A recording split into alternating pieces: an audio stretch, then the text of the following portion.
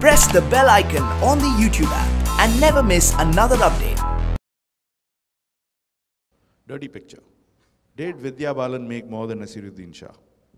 I wasn't negotiating at Balaji that time. I don't have access to his agreement. All right, my point is made.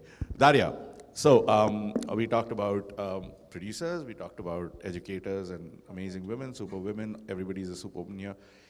You direct. And directing has been a male bastion. Worse still, a director deals primarily with men. The cinematographer is mostly man, sound recordist, production designer. Tell me about that experience, having to tell men, womansplain to them what you want. I think for me it's always a very tricky question, actually, the gender, because I'm always trying to run away from just gender specification, because I don't believe in gender specification. I don't believe in national specification. When I'm coming, let's say, to Busan, or I'm coming to Berlinale, and I represent India, I feel comfortable with it. You don't look Indian, but... Yeah, this most of the time questions, and they're like, but you don't look Indian, or so where are you from? And I have issues with it, because I feel as we progress, we need just like get out with these strange labels that we're putting on ourselves. Or I'm mother, or I am Ukrainian, or I'm Indian, I'm woman, I'm man. Yes, you can if you choose to play the game, but I'm not choosing to play the game. Till now, just talking about labels, for example, I can't be in competition in Mumbai Film Festival, as well as Busan Film Festival, because I'm Ukrainian and I'm not Asian director. In Ukraine, I'm considered to be, of course, Indian director, and I can't apply for Ukrainian funds because I'm Indian director. I can't apply for NFDC, for example, because I'm Ukrainian director, and I have a lot of issues with it. Same with the gender. Absolutely. That when, for example, somehow most of my boys who work in our office, it's boys. We got incredibly talented writer. She's here, and she was our behind the scenes. And I think she was our first girl in the office. But when I'm hiring someone, I don't look who they are. I don't look where they are from or whether they are, again, man or woman. I just look at whether they are talented or not. Have you had any Ukrainians? No, I didn't. So I can't say that for me it's an important issue. Of course, at the same time, I can't be blind about it, because yes, when I'm on the set, for example, I make sure that I'm wearing, I always think what I will wear tomorrow, because I know that I have to cover my breast, though I was lucky I didn't have a big breast. And it is an issue, because I have a friend who, she's a director, she's an incredible director, she has a really big breast, and she used to have long hair, and she's saying, because when I'm on the set, I need to cover my breast. Because all lightmen and people who are working for me, they just look at me. And she's always trying to wear something baggy, and it is an issue.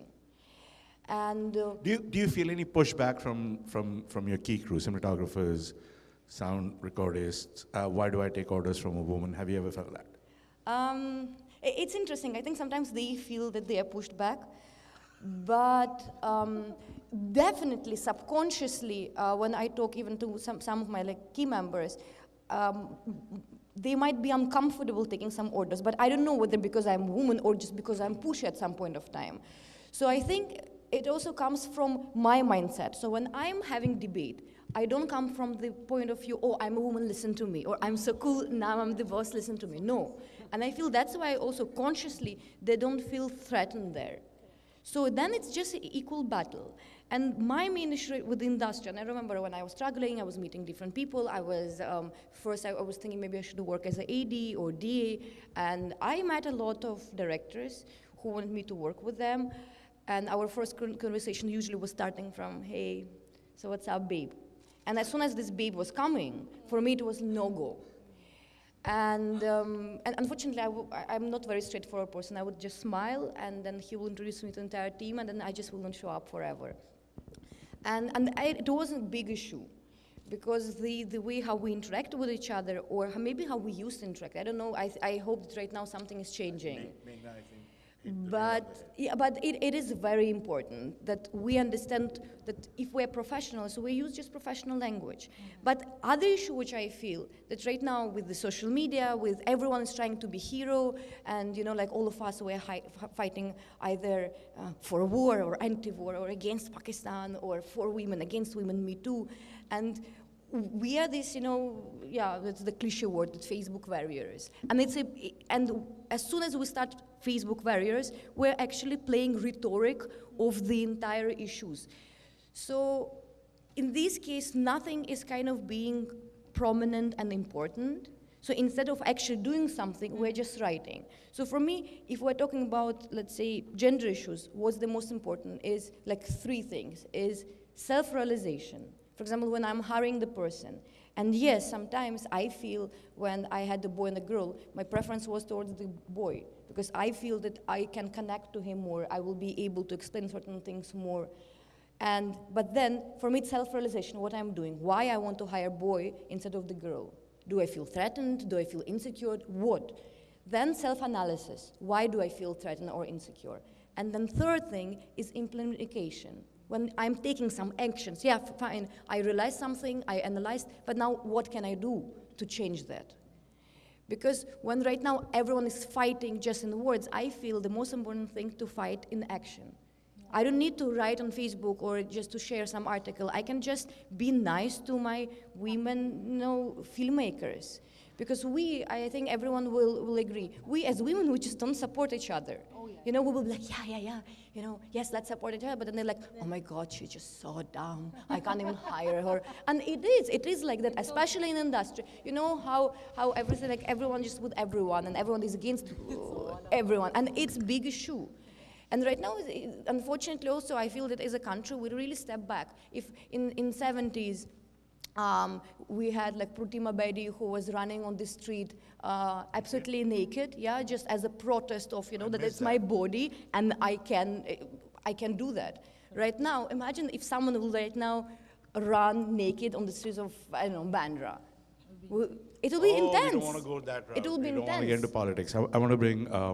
No, but when we're talking about gender, we have to talk about politics, because the question whether are we being accepted as women.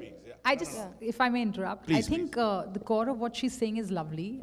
What she started with saying is that it's not, you're not trying to play the gender card.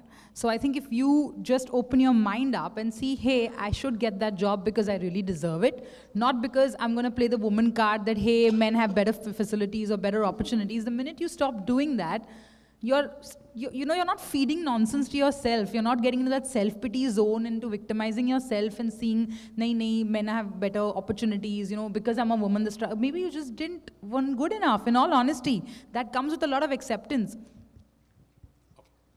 Sorry, and just one thing, when we spoke about the role of, movies, in fact, it's also very business related. At the end of the day, if my film, because we manage talent as well besides producing film, if today one of my newer actors is getting to co-star, whether it's equal or not, I can't debate on the script yet, but if it's a better known actor, then, and he can demand a certain price because he's delivered a performance, not just because, he's an actor, but because he's delivered hits, he's justified to get paid more.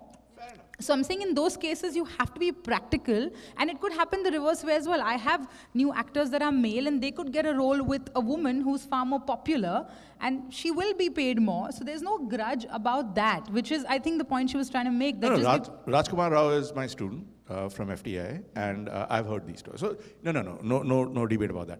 I want to talk about something a little different. I want to talk about social conditioning. Generations, tens of thousands of years of social. So my friends would get shocked that I'm a house husband, in spite of having 2 master's degrees and done whatever I've done. When Maharshi Karve married a widow, the women in his gully stood in line to spit on him because he'd married a widow. So sometimes women are their worst enemies.